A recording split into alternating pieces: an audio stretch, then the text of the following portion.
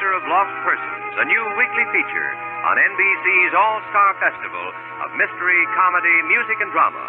Brought to you by RCA Victor, world leader in radio, first in recorded music and first in television. By Chesterfield, always milder, better tasting, cooler smoking, plus no unpleasant aftertaste. And by Anacin, for fast relief from pain of headache, neuritis, and neuralgia.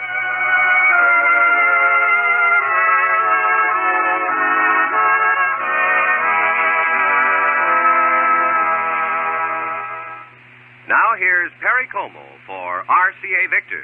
Surprising, surprising that you should come along, that you should come along that summer day just when you did. Surprising, surprising that you should smile at me, and I should smile at you that summer day just as we did. For a repeat performance from Perry Como, you can hear Surprising again and again on RCA Victor Records.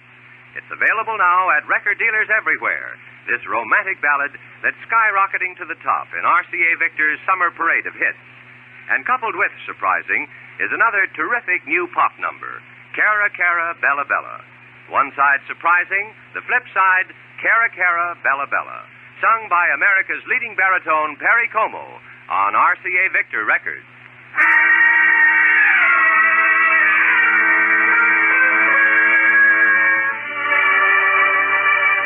Now, Mr. Keene, Tracer of Lost Persons, one of the most famous characters of American fiction in one of radio's most thrilling dramas.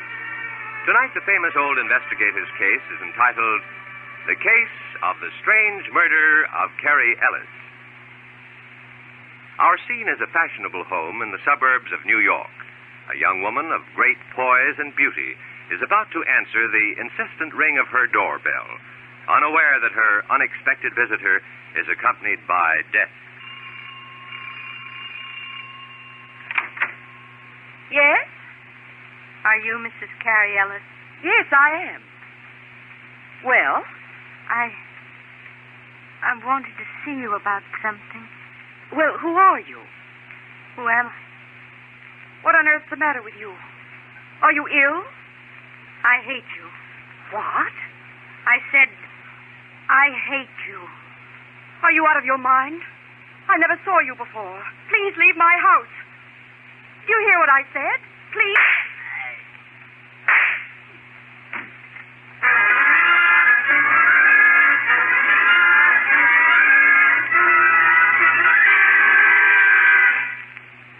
Going out to lunch, Mike? Oh, I thought I'd grab myself a sandwich, Mr. Keene. Oh, someone's at the door, boss. I'll see who it is. Yes, lady? Are you Mr. Keene? No, I'm his partner, Mike Clancy. Here's Mr. Keene. What can I do for you? Help me, Mr. Keene. I didn't mean to do it. I don't even remember doing it. Please, you've got to save me. Save you? From what? I've just shot a woman to death. Saints preserve us. Come inside. Boss, she looks like she's a bit out of her mind. Who are you? My name is Helen Taylor. And you just killed someone? Yes. With this gun. I'll take charge of that if you don't mind. 2 bullets are missing from this gun. Yes. Mrs. Ellis was shot twice. Mrs. Ellis? Is she the woman you killed? Yes. Where did this happen? In her home. Oh, Mr. Keene, I just can't understand it. I've never even seen Mrs. Ellis before in my life. What possessed me to take a gun and go to her home to murder her? I'd like to help you if I can. Now, why not tell me the entire story, Miss Taylor? Mrs. Taylor, I'm married, Mr. Keene. And that's another thing that horrifies me. This will ruin my husband's life. Mike? Yes, boss. And get a hold of the car, will you? I think we ought to go to the scene of the crime immediately. Okay, sir. We'll meet you downstairs in 5 minutes. Right, Mr. Keene. Mrs. Taylor, tell me exactly what happened from the beginning. Oh, Mr. Keene, I only know that I found myself with that gun in my hand in Mrs. Ellis' apartment. She was lying on the floor, dead. And you don't know who she is? Oh, her name is familiar. But that's all. I'm sure I've never seen her before. Have you been ill, Mrs. Taylor? I mean, have you ever suffered from amnesia, a loss of memory? No. Where can I reach your husband? Oh, in his shop. Peter has a small business, costume jewelry. And his phone number? Central 71331.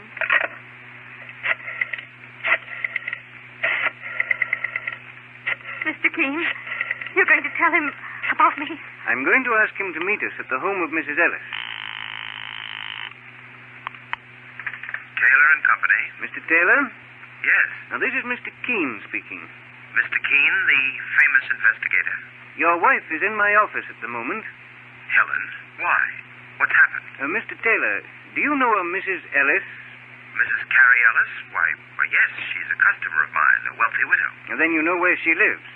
1114 Highland Boulevard. Can you meet me there within half an hour? Why, what's up, Mr. Keene? I'd rather not discuss it on the phone. Now, just tell me one thing. Has your wife been ill recently? No. No attacks of amnesia? Why, no. Mr. Keene, you're beginning to frighten me. Mr. Taylor, your wife seems to feel that she was responsible for someone's death. What's that? Well, that's all I can say right now. Meet me at Mrs. Ellis's house in half an hour. Yes, I'll be there, Mr. Keene. And thanks for calling. Goodbye. Are you ready to leave, Mrs. Taylor? Mr. Keene, I appreciate what you're doing for me. I've read about you and heard how kind you've been to those who need your help. That's why I came to you almost instinctively. You don't appear to be the type of a woman who'd settle things with a revolver, Mrs. Taylor. Let me warn you, however, that if this is some kind of a ruse, I'll see that you pay for it. Every word I've told you is the truth, Mr. Keene. I swear it. Very well, Mrs. Taylor. Let's leave and check this thing completely at the scene of the crime.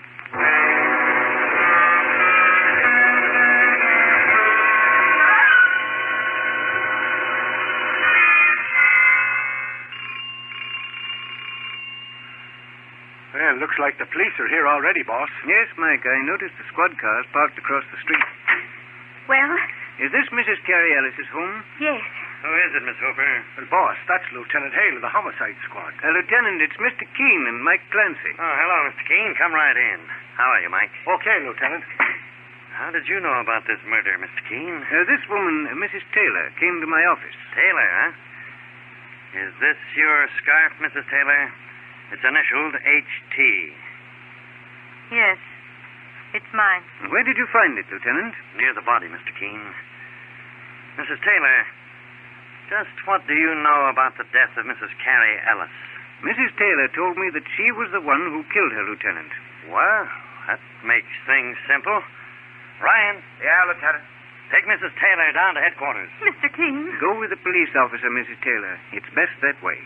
But you can depend on me to do everything I can to help you. I will, Mr. Keene. Let's go. Is Mrs. Ellis's body still here, Lieutenant Hale? No, Mr. Keene. We removed it to the morgue. This young lady found it about an hour ago. She's the victim's niece, Miss Betty Hooper. Mrs. Taylor deserves the electric chair. She killed my aunt in cold blood. Lieutenant, may I see you alone for a few moments? Of course. Excuse us, Miss Hooper. Very well. Do you mind if I have a look around inside myself, Lieutenant? Go ahead, Mike. Since you're wasting your time, the crime is solved. I don't think it is, Lieutenant. But Mrs. Taylor admitted she killed Mrs. Ellis. She only admitted to me that she discovered herself here with a gun in her hands and Mrs. Ellis on the floor. But she doesn't remember coming here or killing the woman. Amnesia has been tried as an alibi before, Mr. Keene. It's an old trick. I don't think this is a trick, Lieutenant. And it doesn't seem to be amnesia. In a true case of amnesia, the past is a complete blank in the person's mind. But Mrs. Taylor remembers a great many personal details about herself. And she claims she never saw Mrs. Ellis before in all her life. Well, Mr. Keene, maybe she's insane. I doubt it. However, any psychiatrist can testify to that. In my opinion, Mrs. Taylor may be the victim of a diabolical plot. You mean you don't think she actually killed Mrs. Ellis? No, Lieutenant Hale. And perhaps I'll be able to prove it to you very soon.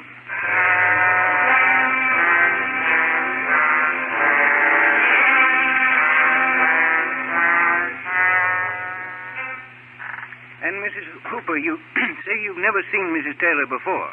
No, Mr. Keene. But this questioning seems ridiculous. The woman confessed that she killed my aunt, didn't she? I have reason to believe that Mrs. Taylor didn't murder your aunt. You're about the only one who thinks so. When Lieutenant Hale of the police left, he took her along to prison, didn't he? Tell me, Miss Hooper, are you Mrs. Ellis's closest relative? Why, yes. I had no one except Aunt Carrie, Mrs. Ellis. I understand she was a wealthy woman. When her husband was killed in an accident, he left her almost $1 million. And as her closest relative, you inherit that. Of course I... What are you getting at, Mr. Keene? Nothing at the moment. Boss, that must be Mrs. Taylor's husband. Let Mike Clancy answer the door, Miss Hooper. There are one or two things I still want to question you about. I get it, boss. Mr. Keene, there's nothing I can tell you. Have you been living here with your aunt, Miss Hooper? Not for several months. Then you lived with her before? Yes, after my father died. Why aren't you still living with her? Because Aunt Carrie tried to boss me around and I didn't like it. I'm old enough to do as I please. That's funny, Mr. Keene, sir. What's the matter, Mike? Well, when I opened the front door, there was no one there. There wasn't? Mr. Keene, look. What is it, Miss Hooper? There's a face staring in at us through the window. She's right, Mike. I'll find out what this business is in a hurry.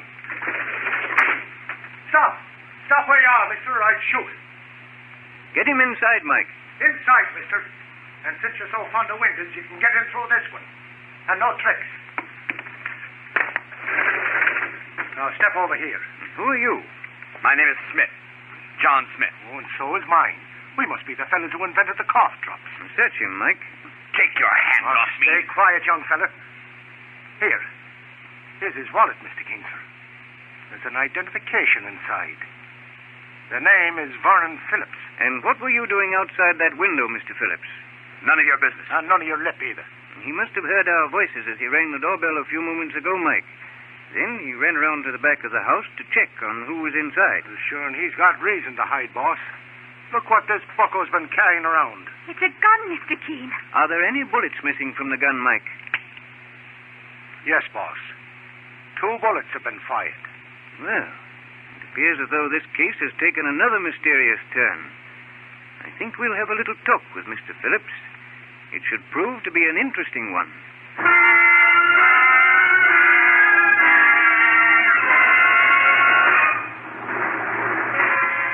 Mr. Keene will return in just a moment.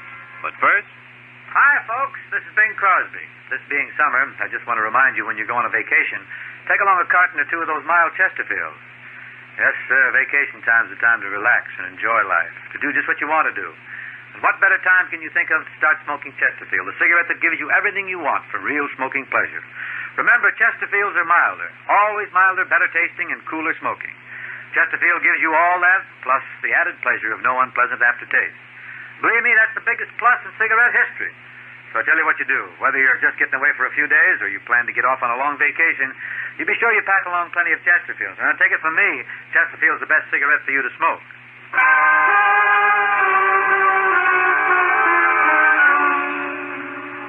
Now back to Mr. Keene and the case of the strange murder of Carrie Ellis.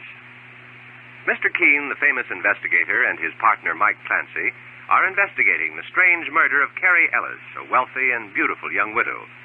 A woman named Helen Taylor has confessed to the murder, but the strange circumstances lead Mr. Keene to believe she's been made the victim of a diabolical plot. Now, a new suspect, a man named Vernon Phillips, who was prowling outside the Ellis home, has been caught by Mike. Mr. Keene is trying to find out why a gun with 2 missing bullets was found in his pocket. Mike is saying, All right, mister. I think it's time you did a little talking. Perhaps when Mr. Phillips realizes what a difficult position he's in, Mike, he'll be more cooperative. I have a license to carry that gun, if that's what you mean, Mr. Keene. Did you also have a license to use it on Mrs. Carrie Ellis? Carrie? What's happened to her? She was murdered, Mr. Phillips. Carrie? Murdered? Now will you tell us why you came here with a gun and acted so suspiciously? No. You're trying to pin the murder on me. I won't answer your questions. That must be Mrs. Taylor's husband now, boss. No, please bring him in here, Mike. Okay, sir. When did the murder happen, Mr. Keene? Carrie Ellis was shot to death several hours ago, here in her home. Boss, here's Peter Taylor. Where is my wife, Mr. Keene? Why, it's Vernon. Mr. Taylor, you seem to recognize Vernon Phillips. Yes, I recognize him. I've seen him with Mrs. Ellis. That's a lie. You're the man she quarreled with one afternoon while I was here. I was delivering some jewelry she'd ordered in my shop. Mrs. Ellis has been murdered, Mr. Taylor. Murdered? Then, Mr. Keene, that's what you meant when you said on the phone that Helen, my wife, was responsible for someone's death. I didn't say she was responsible. I said she thought she was. Where is my wife, Mr. Keene? I've got to see her. She's been taken to the city prison, Mr. Taylor. All right, I'm going there now. Just a moment, please. There are one or two things I must ask you. Did your wife know Carrie Ellis? Did they ever meet? No, they never met, as far as I remember. Would she have any reason to murder Mrs. Ellis? Mr. Keene, must I answer that question? I ought to consult a lawyer first, for my wife's sake. I'm trying to help her as much as you are, Mr. Taylor. Very well. I'll promise to tell you everything I know. If you'll allow me one privilege first. What is it? Let me talk to Helen. After you talk to her, where can I meet you? At my home. Here's my card. And just one thing before you go. Are you certain you can identify this man, Vernon Phillips, and testify that you heard him quarrel with the murdered woman, Mrs. Ellis? I can't prove it, of course, Mr. Keene. There were no other witnesses. But I was in another room with my sample jewelry case when I heard him force his way inside. Very well. You may leave, Mr. Taylor. Thank you, Mr. Keene. I'm going to the city prison immediately. Well, Mr. Phillips, do you still insist on keeping silent after what Mr. Taylor just told us? Yes. But that doesn't mean that I will, Mr. Keene. Do you know anything about this man, Miss Hooper? I've never seen him. But my Aunt Carrie had talked about him without mentioning his name. What did she say? She seemed to be afraid of someone. A man, she said, had fallen violently in love with her. Many men have done that because Aunt Carrie was very beautiful. That's why I didn't give it much thought. Even when Aunt Carrie mentioned his eyes. His eyes? She said they were strange eyes, and they frightened her. Mr. Phillips here has eyes like that. Well, that's ridiculous. I'd never have harmed Carrie Ellis. I loved her too. That's an admission you won't be able to retract, Phillips. You're not going to get another word out of me, Mr. Keene. Suit yourself. Put the handcuffs on him, Mike. What? Phillips, I'm turning you over to the police on suspicion of murder.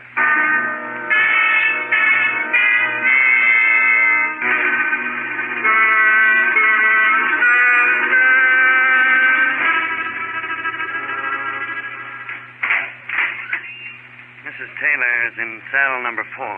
On your right, Mr. Keene. Thank you, Lieutenant Hale. Well, she'll be happy to hear that she's got a chance to go free now, boss. Yes, Mike. But we still don't know if Vernon Phillips can really be held as a suspect. Oh, but the gun he had, with 2 bullets fired. Here's Mrs. Taylor's cell. Good evening, Mrs. Taylor. What? Boss, she looks at us like she don't recognize us. You remember me, don't you, Mrs. Taylor? Do I?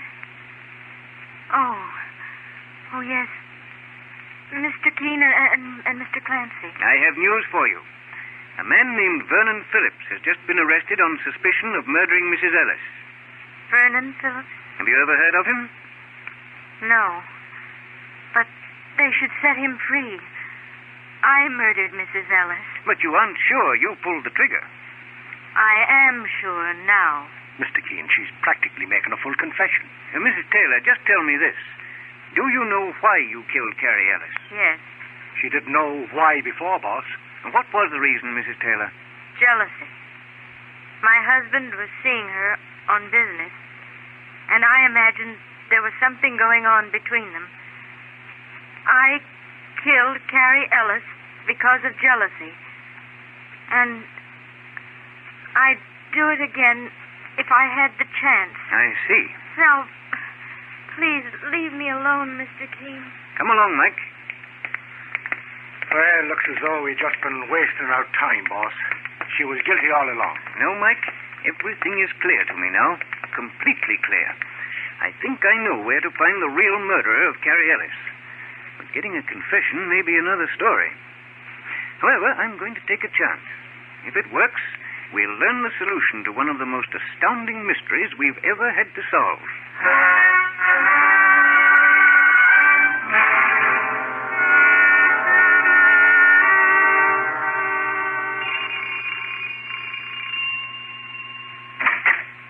Mr. Keene. Come in, sir. I hope I haven't kept you waiting long, Mr. Taylor. No, that's quite all right. You've seen your wife in the city prison? Yes. And now I'm prepared to tell you everything. Go on, Mr. Taylor. My wife did murder Carrie Ellis. But you must be lenient with her, Mr. Keene. She lost her head. Now, why did she commit the murder? She was insanely jealous of Mrs. Ellis. Somehow, she learned that I was going to Mrs. Ellis's house. Actually, I was merely showing costume jewelry samples. Oh, isn't that unusual? Don't your customers make their purchases in your shop? Yes, but Mrs. Ellis was very wealthy, so I'd bring my sample case to her home. But your wife got the wrong impression about your visit to Mrs. Ellis. Is that it? Exactly, Mr. Keene. That's the entire story. And every word of it is a lie. What? I have reason to believe, Mr. Taylor, that you murdered Carrie Ellis. You're not serious. You're under arrest, Taylor. Put your hands up. That gun isn't necessary. No? Mr. Keene, you're making a big mistake. I don't think I am. Look at me, Mr. Keene. Don't you see that I'm innocent? Can't you see it in my eyes? I think you'd better come with me, Mr. Taylor. Look in my eyes again, Mr. Keene. Deep inside. Do you see a murderer's heart?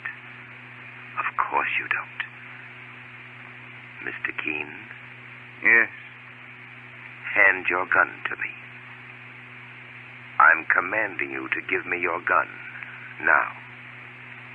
Very well. Here's my gun. Thank you. The great Mr. Keene. The amazing investigator. As easy to hypnotize as a child. Do you hear what I'm saying, Mr. Keene? Yes. I hear. This situation is really amusing. Here you are, knowing I killed Carrie Ellis. But you're hypnotized, and you can't do anything about it. Sit down. In that chair. Yes. My wife was easy to hypnotize, too. Very easy. I've had her under a semi-hypnotic spell ever since I married her. She does exactly as I command. Mr. Taylor, I must... Just be quiet, Mr. Keene. Would you like to know why I killed Carrie Ellis? She found out that I was married, and she was going to tell my wife that I'd tried to make love to her. She tried to... And then she was going to turn me over to the police for threatening her for money. The fool. Why else did she think I wanted to marry her? Why are you telling me this, Taylor? Because you're now under my hypnotic control, and you're helpless. I'll admit I didn't expect my wife Helen to go to you for help. But this time there'll be no mistakes. You're finished, Keene, as of now. I'm taking care of you with your own gun. Why, this gun, it's not loaded. I have another gun here, Taylor, that is loaded. What? Put up your hands. Open up in there. Just a moment, Mike. Stay where you are, Taylor, and keep your hands up. Are you okay, boss? Yes, I'm fine, Mike. Here, take this gun and keep it trained on Taylor. He's one of the most dangerous killers I've ever encountered. Keene, you weren't under my hypnotic control. You were acting. I happen to know something about hypnotism myself, Taylor, and I wanted to get admission of guilt out of you. You worked on your wife with hypnotic suggestion. You made her believe she hated Carrie Ellis, and you commanded her to go to the Ellis home. Saints preserve us. He's another Spengali. That's right, Mike, but an unsuccessful one. He followed his wife to Mrs. Ellis' apartment. Then he shot Mrs. Ellis and placed the gun in the hand of his hypnotized wife, telling her to make a full confession of guilt. He left her scarf, too, as additional evidence. You fooled me, Keene. You walked in here without a shred of evidence and tricked a confession out of me. Carrie Ellis's niece mentioned a man with eyes like yours, Taylor, and her description made me think of hypnotism. Then I knew the answer to your wife's peculiar behavior. Well, boss, I just came from police headquarters, and that fella Phillips did a little more talking. I thought he would, Mike. The 2 missing bullets from his gun were fired when he was practicing on a target. He said he came to Mrs. Ellis's house to protect her. Mrs. Ellis must have said something to him about Taylor, without mentioning Taylor's name. Carrie threw Phillips over because I made her do it. I told her I'd kill any man who came between us if I couldn't have her. Were you going to add bigamy to your list of crimes, Taylor? Oh, Helen would have given me my divorce, Keene. Undoubtedly. Under your hypnotic spell. Your fiendish plot had a great many facets to it, Taylor, but it also had some flaws. I'm arresting you for the murder of Carrie Ellis, and I doubt very much if you'll be able to hypnotize the district attorney when he has you tried and convicted.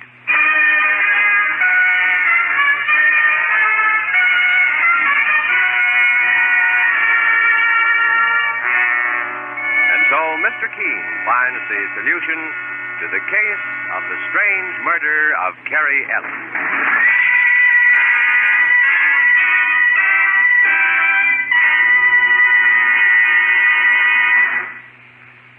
If you suffer from pains of headaches, neuritis, or neuralgia, you should discover what many thousands have known for years, that Anacin brings incredibly fast, effective relief.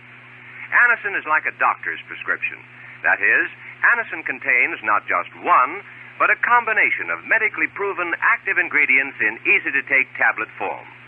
Probably at some time you've received an envelope containing Anacin tablets from your physician or dentist. Thousands of people have been introduced to Anacin this way. Try Anacin yourself the next time you suffer from the pains of a headache, neuritis, or neuralgia. You'll be delighted at how quickly relief can come. Anacin is spelled A-N-A-C-I-N. Your druggist has Anacin in handy boxes of 12 and 30 tablets and economical family-size bottles of 50 and 100 for your medicine cabinet. Ask for Anacin today.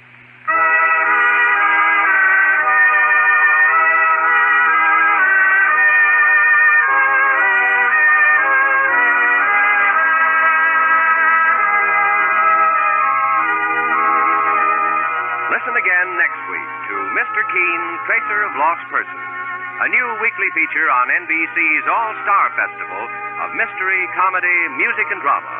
Brought to you by RCA Victor, world leader in radio, first in recorded music, and first in television.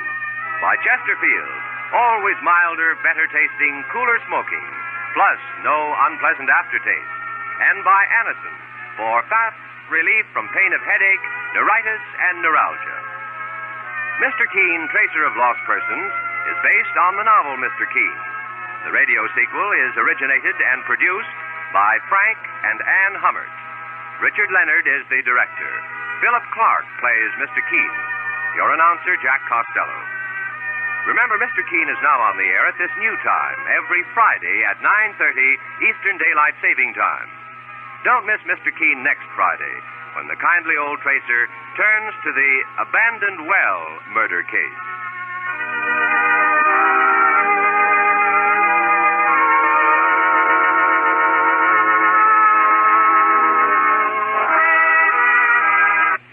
Next, it's music with Roy Shield on NBC.